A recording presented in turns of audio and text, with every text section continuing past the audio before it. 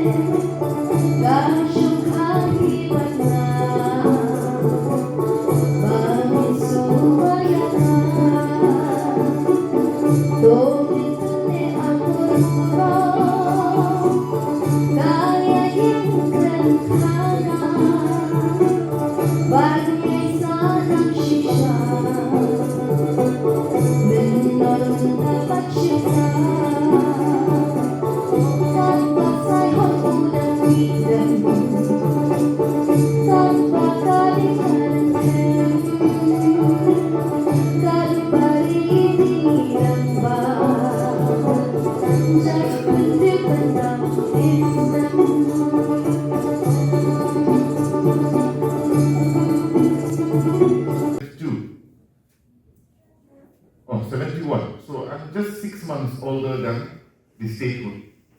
So Meghalaya will be looking like me. Thank you so much for Banshan Karkongan for leading all of us to the short and concise history how the state of Meghalaya came into being.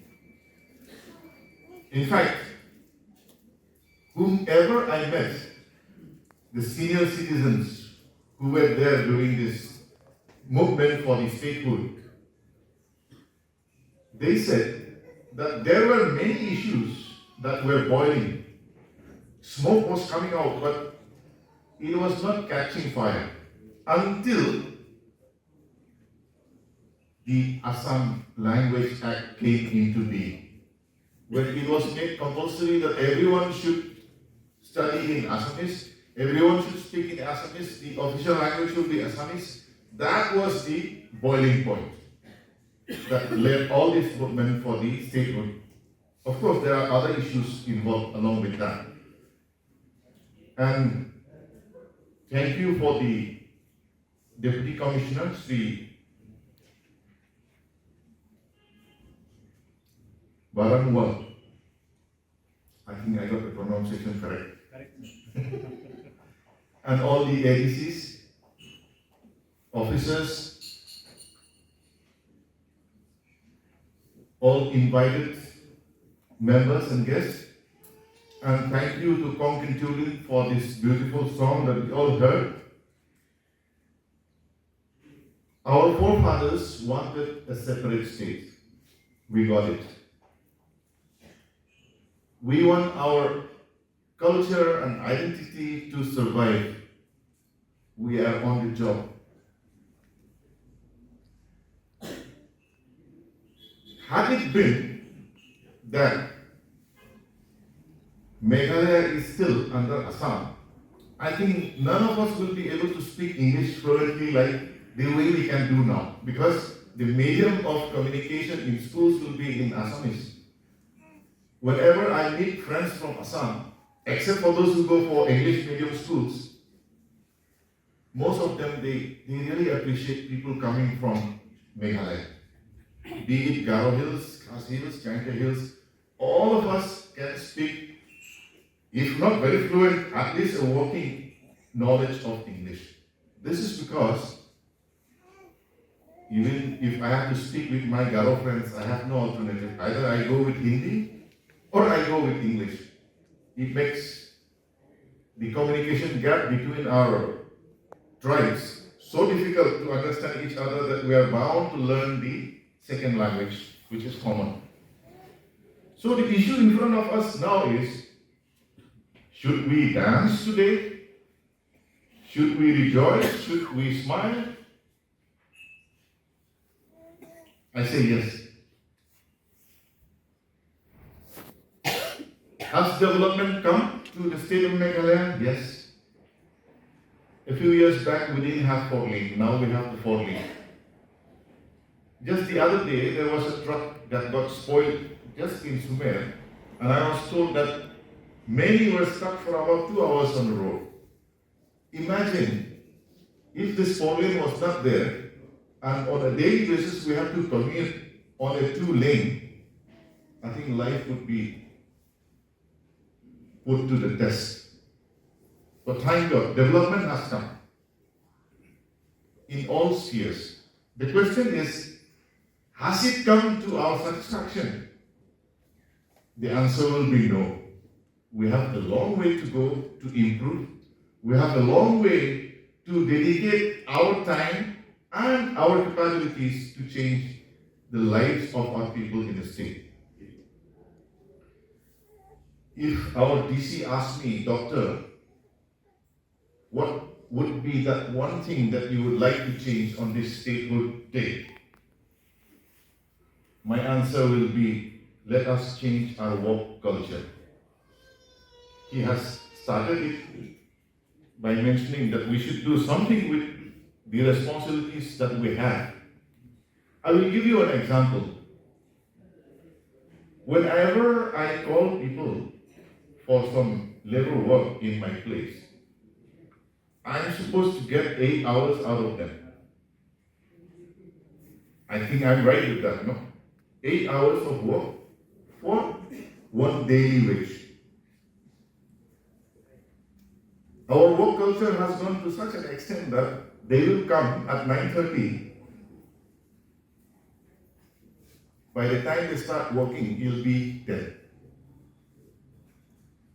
They will work for 1 hour, it'll be 11. Then if there is a tea stall nearby, they'll go to a tea stall to have tea. After tea, they'll come back, work for some time. They say, oh, it's already 12 o'clock. It's lunchtime. So, the first half of the day, I hardly get 1.5 hours of work. Then they go for lunch. They come at 1 o'clock.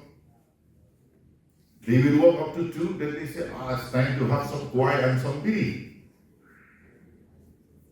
They'll have kwai, biri, 15 minutes break. Then again they will work. They see 3 o'clock, oh, it's time for tea. After tea, the weather is getting dark. By 4 o'clock, they wind up their work. So I pay for 8 hours of work, whereas I get hardly 3 hours of work. Same is for us who are employed in the government offices also. I would urge the Deputy Commissioners, at least if not in whole of the state, at least in Bhoi district, let us make it a point. I don't know what is the working hours. Should they report at 10? That is the norm, no? The question that we have to ask ourselves is, do I reach my office at 10? If we have to change the shape and future of Meghalaya, it depends on how all of us use our time. How laborers use their time to give their labor for the payment that they get, and how we as officers dedicate our time for the salary that we were entitled to get. If each and every one of us are not sincere on that line, then to expect big things in the next 25 years, I think it may not come. Same is true for politicians also. We have to lead by example. But politics is such a thing that there is no guarantee. We have to sit for exams every 5 years. So one comes, one goes, and that is how the cycle moves on. But the crux or the essence of development is dedication. So let me appeal today to each and every one of us, including me. We celebrate the Meghalaya Day 2025. Let us put a goal in 2030. At least any officer who has been here in the Bhoi district as a posting, in 2030 you can say, in 2025 I was there. When I left, after doing 2 years of service, these were the changes that I made through my department. We should be able to count the changes. Then only, maybe, the state of Meghalaya will prosper and progress. And if each and every state of Meghalaya, India, progress, automatically, India will be a great nation. So thank you so much for giving me this opportunity to share a few of my thoughts. And thank you to Banshan Korkumor. There are many aspects which I also didn't know, but through your short, brief walk through the lanes of history, we enlighten ourselves also. So I wish a beautiful future for the state of Meghalaya and in particular Bhoi district to shine in the years to come. Thank you so much.